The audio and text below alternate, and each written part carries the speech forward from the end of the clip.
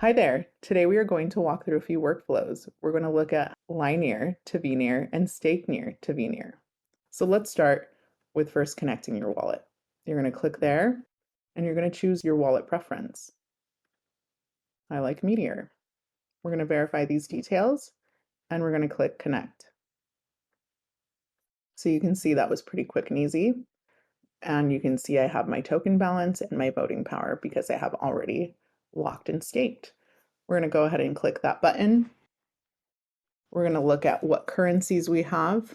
I have Liquid StakeNear from the Metapool validator. I'm going to go ahead and do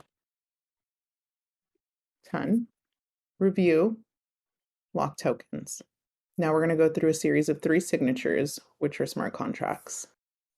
We're going to review all the details here, confirm. We'll have a second pop-up. Click Open Wallet again. Review the details, approve,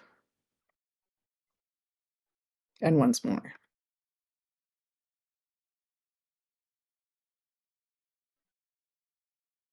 Amazing. So that was the Liquid StakeNear to vNear.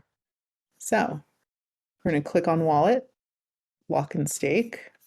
We're going to switch Near out to Linear. Today I'm going to delegate 10.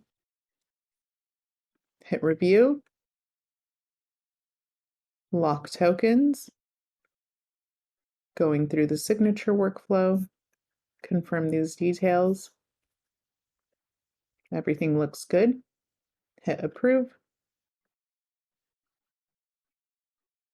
We're going to hit again for the second signature, reviewing these details, approving, and finally once more for that third signature. Amazing. That went through.